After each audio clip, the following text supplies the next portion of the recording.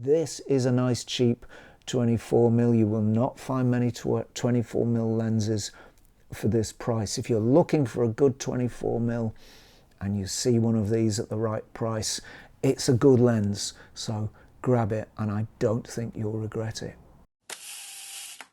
Hey everybody, thank you for checking in once again and welcome to another episode. And today we're going to be looking at a rather special little lens, and I've got it here somewhere. Here it is, it's sitting on the front of my Sony A7, and it's this lens. It's the Miranda 24mm f2.8, and this is a really nice little lens. I've been surprised actually how nice this lens is, and what's more, I was able to get this pretty cheaply, and that is pretty good in itself because 24mm lenses generally are not very cheap. The wider you go, the more expensive lenses become, and 24mm has become quite an expensive focal length. So once you get past that 28mm mark, lenses become more expensive, and this was a very nice surprise. I bought this just last week actually, with a camera, together with a camera. The lens is in very nice condition, the camera's in very nice condition. I'll show you the camera. It's this one, this little Olympus OM30, and this is a beautiful little camera, and we will be looking at this in a forthcoming episode. I bought the camera and lens together for £40, so it just shows that what I've always said is true. If you're patient, the bargains are still out there, and this little lens really shows that to be true. So it's a 24mm lens on full frame. It behaves, of course, as a 24mm lens. So on the Sony A7, it gives the same results, the same field of view, the same magnification as it used to do on 35mm film.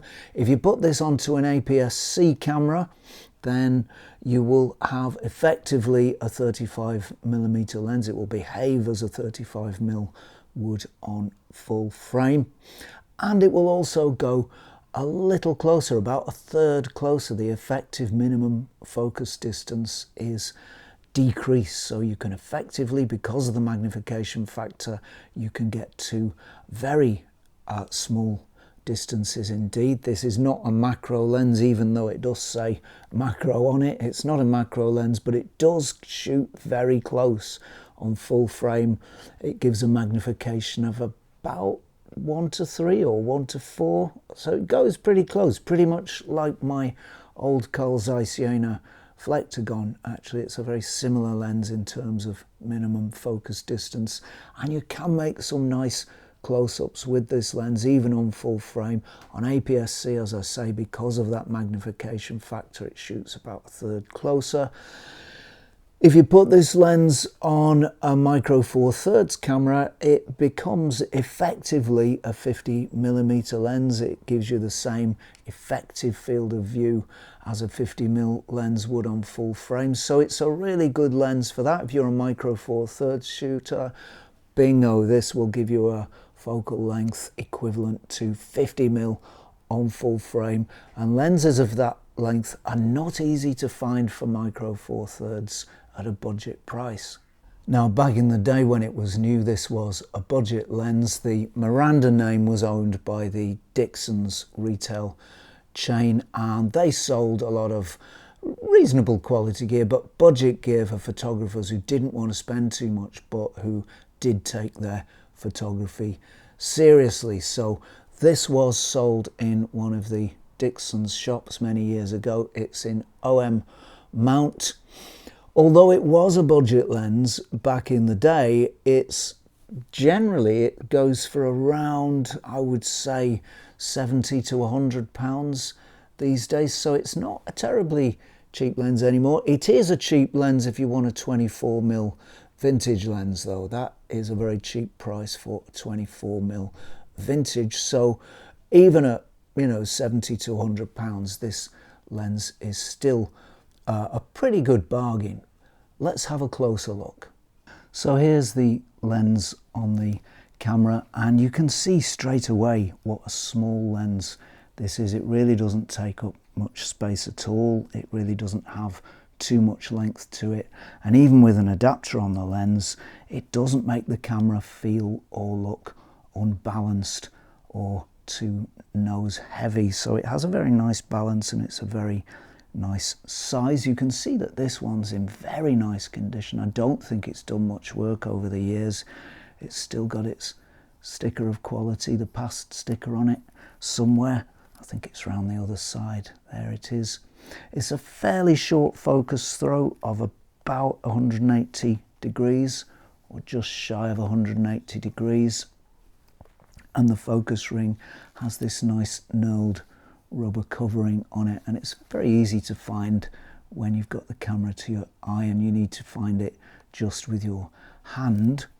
The aperture ring is behind the focus ring on this one, and there are single stops only. There are no half stops in between the markings, but of course you can leave it at any position you want. But single stops only with this lens, and I was quite surprised actually that when I turn the aperture ring, it has a nice smooth direct action, and it's not clunky and clanky like a lot of cheaper lenses sometimes can be. Let's take it off the camera. It being an OM mount version, it's got these little tags at the side here of the lens that you need to push and rotate to take the lens off. And there it is. You can see how small it is in this shot. Very small lens indeed, and a very powerful little optic really for what it can do. There's the rear. You can see that that mount is made from metal. It looks like stainless steel, and the turning marks are still on it. No scratches or surface damage on there, or indeed on any of the lens. It all looks in very nice condition indeed. Everything turns cleanly and smoothly, and it works just as it should. There's the word macro proudly emblazoned on it. It's not a macro, but it does go very close with, I think, a ratio of about 1:4 or 1:3. So this is a really nice little lens, and I'm very pleased that I've been able to find a 24mm, and especially at the price that I found it for. A very nice little optic indeed.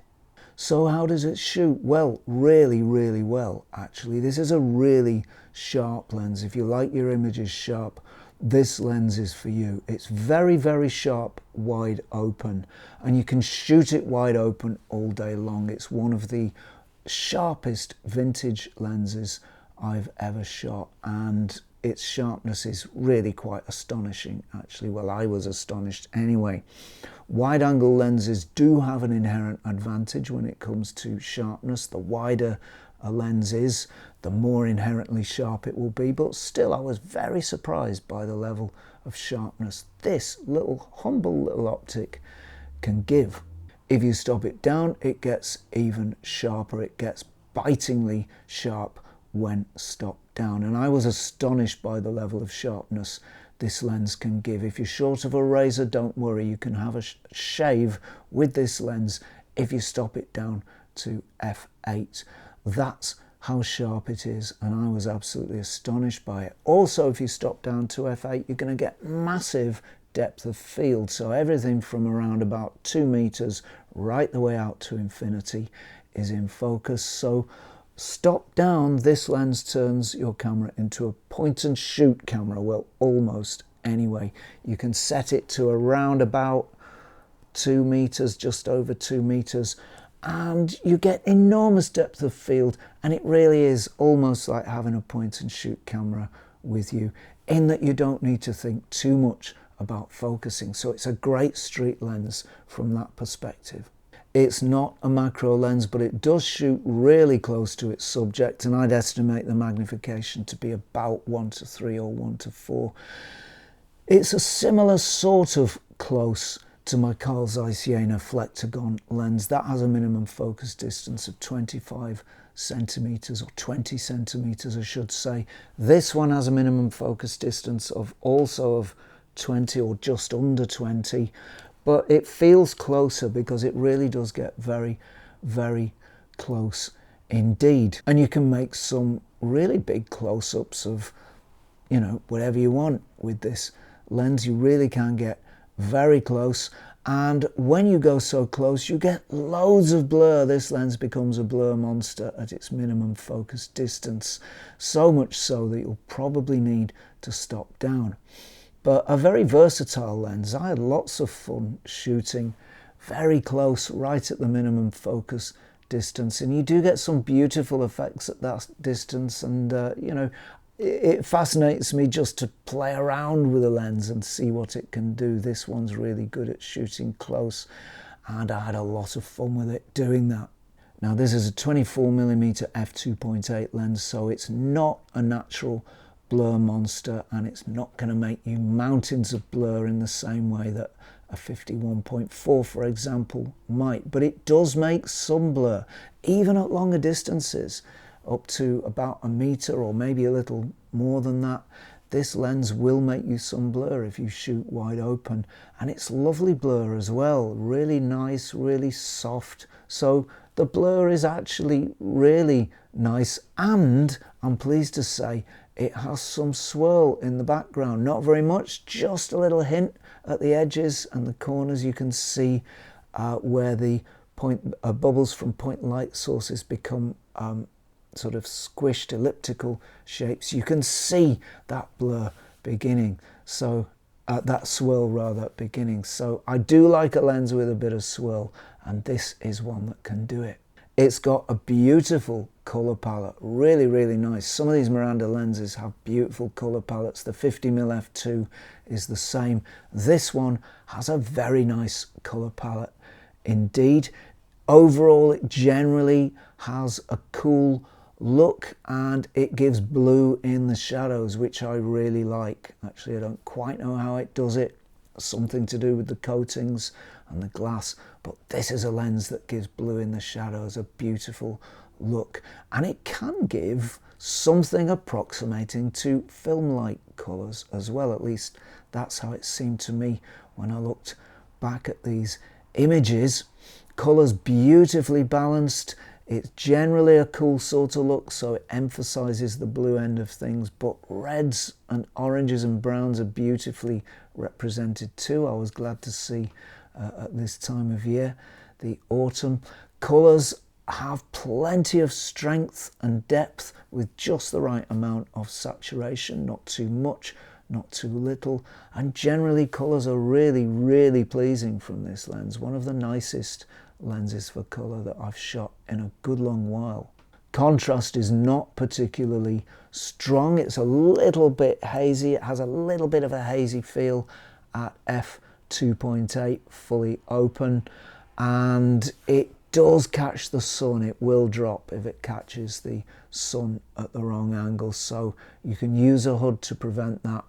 When you stop down from f2.8, when you close the lens down a bit, then we get images with more body, and the haze generally starts to disappear. It's not a hazy lens, but it does have a slightly hazy appearance wide open, but it is a clean lens. There's no haze or anything in it. That's just part of its characteristics. It shoots a slightly hazy shot when it's wide open, but that is not always a bad thing. That can give a nice, gentle, delicate look and feel to your shots, so not always a bad thing.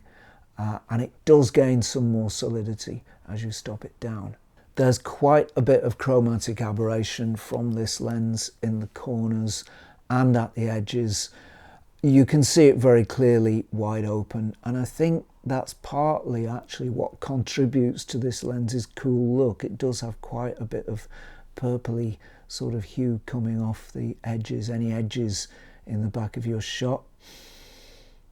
That does disappear as you stop down, and it's all gone by f8, but that does seem to be inherent in this lens, a little bit of CA, so it doesn't bother me. I don't mind it. I consider it part of the lens's characteristics and part of how it makes an image and part of its signature look. But if you're not keen, then do be aware it does have quite a bit of chromatic aberration. So generally speaking, this lens is a real beauty, and I'm really pleased to have found it for the price that I did. I consider that I've got a bargain here, especially when you think that I got that beautiful old camera with it, that Olympus OM30 with it as well. So it just goes to show that if you are patient and you keep looking and you keep lurking on eBay or wherever else you buy your gear from, you will see the bargains. They are out there, they still appear, they haven't gone away, and you could be the one who gets them. So a really nice little lens, one I'm going to keep and add to my collection of Miranda lenses. I've got one or two of them now. I've got the 50mm f2, and I've also got the, I think it's the 70 to 210 f4 to 5.6. They're humble lenses, but if you get them in nice condition, they can make some really nice images. This is a nice cheap 24mm. You will not find many 24mm lenses for this price. If you're looking for a good 24mm and you see one of these at the right price, it's a good lens, so grab it, and I don't think you'll regret it. So that's it from me for today. I do hope this episode has been interesting and enjoyable and informative, and I do hope it's helped you to find or to choose or just to become aware of this really nice little lens from Miranda. So many thanks to everybody for watching. I really do appreciate that. Many thanks to subscribers. I really appreciate your support. If you've enjoyed this episode, please chuck us a sub, that would be appreciated. Many thanks also go to patrons, without whom this show couldn't be made in the form that it is. So many thanks to you for your support also. As from me, that's about it for this week. So if you're not doing anything too involving or irksome next week at around this time, why not join me for a spot more Zenography. Cheerio all.